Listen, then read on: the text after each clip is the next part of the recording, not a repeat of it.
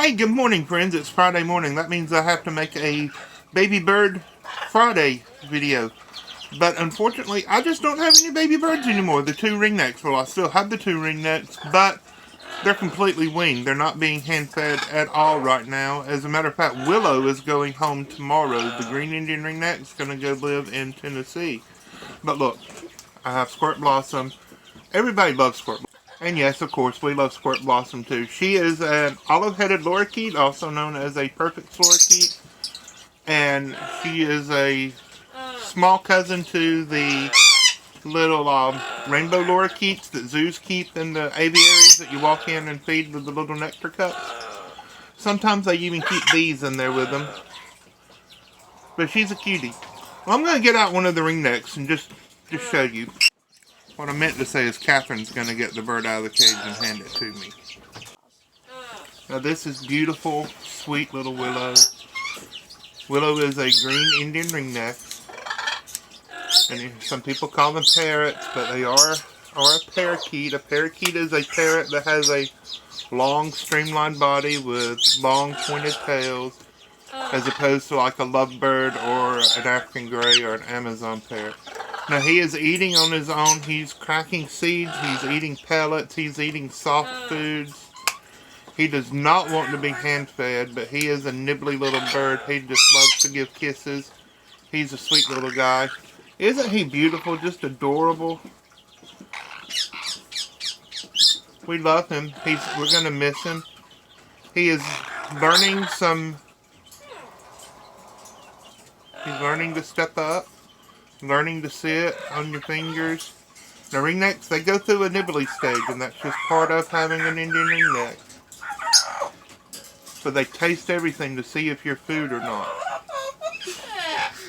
You did not see a pretty cat, Lolita. You saw Willow.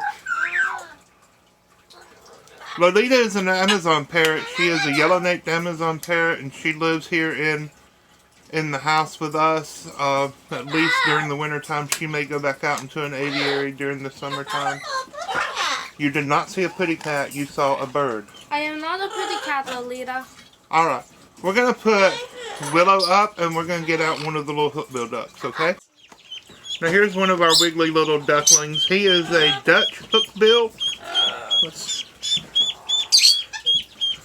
He's starting to get that hook bill. This is Jack. He is a Dutch hookbill, and you can see that his bill is turning downwards. Get another one up, okay? Yeah. They'll stand still a little bit better when they have a friend. But their heads are shaped differently, and their bills turn downwards. Now we just gave them some water, so they're wet. They're wet. But you can see that their bills are shaped differently, their heads are shaped differently. You know what? I was wrong. This bigger one is Jack.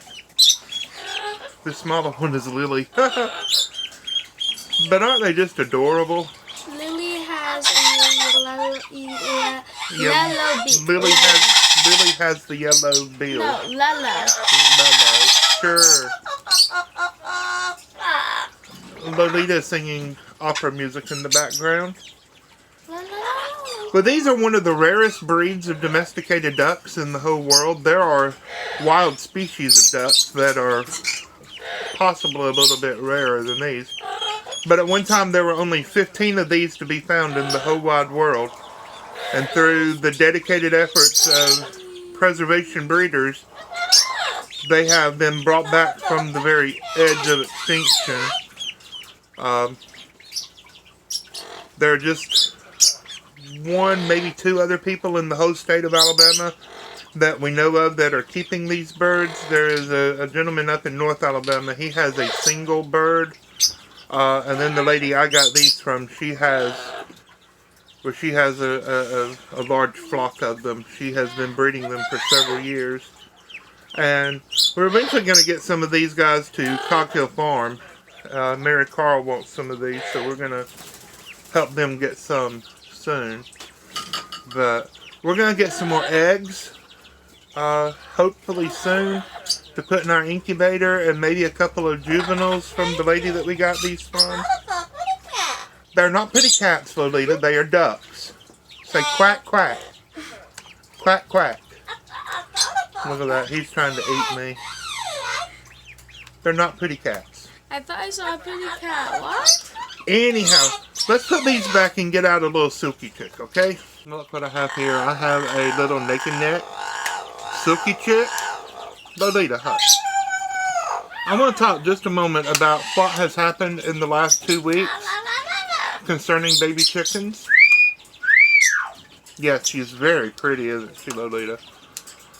The United States Postal Service ships millions of baby chickens and other live animals through the mail service around the country every year.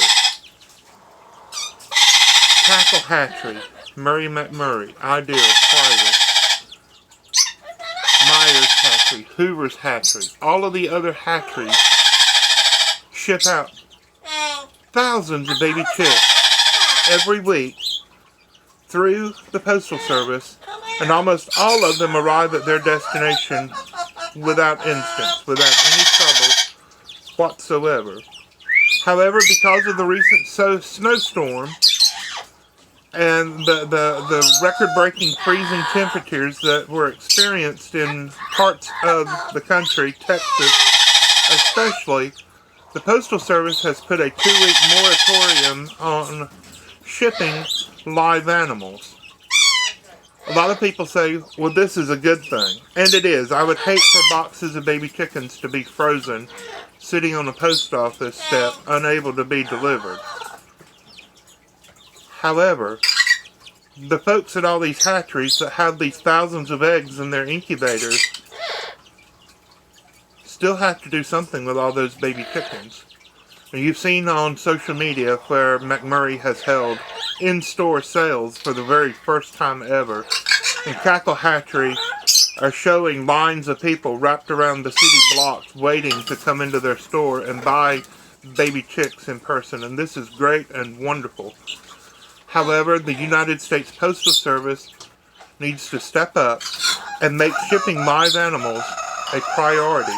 It's not just baby chickens. It is adult birds also, pheasants and ducks and even live chickens. And it's honeybees, and sometimes it is pet reptiles and pet fish.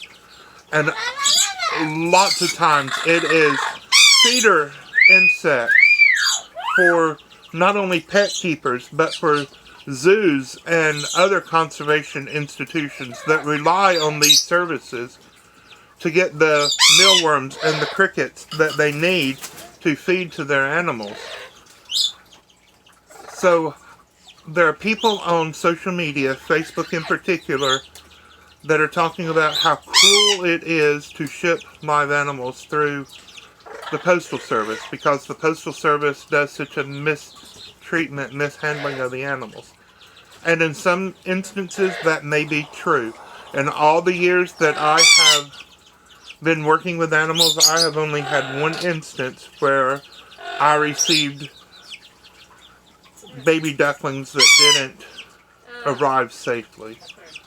And that was heartbreaking for us. But one time out of hundreds for myself, it's a tragedy, but it is not enough for me to call in PETA, as some of the social media warriors on Facebook are wanting to do. What will happen if too many people continue to complain is that the Postal Service will just say, we're fed up, we're tired of it, we're not going to ship live animals at all anymore.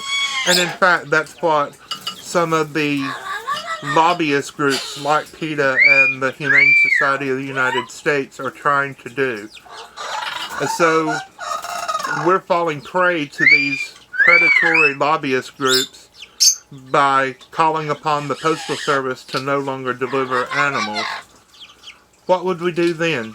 What would we possibly do? How else are we going to distribute honeybees around the country to the farmers to pollinate the crops? How else are the egg farms, the people that are doing pasture poultry, and I'm not talking about the the large commercial factory farms, they have their own hatcheries. They're not buying chicks from McMurray. But people like Joel Saliston and Justin Rhodes and people of that sort that you all know about, they get their chicks from individual hatcheries, not from the big conglomerate farmers. Those people are shipping their baby chicks on trucks to their broiler houses. But folks like us and folks like you that depend upon the hatcheries have to depend upon the Postal Service. And so we need to be patient with them. This is unprecedented times. The folks that are delivering our mail have never before delivered mail through a viral pandemic. They possibly have never delivered mail through record-breaking snowstorms in Texas and much of the Southeast. So we need to be patient with one another. Yes, we need to protect the lives of the baby chicks. No, they do not need to sit in a Postal Service warehouse and freeze and starve. But we also don't need to lose our minds and, in essence, eventually lose our livelihood and our ability to keep animals privately on our own. Everything needs to be done in balance.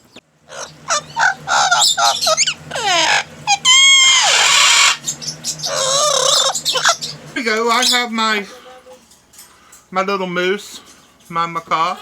He is a blue and gold macaw. He is quite the character. He can talk, he can dance, he can sing. He doesn't whistle. What you doing? You want to tell our friends bye-bye? Say bye-bye. Say bye-bye.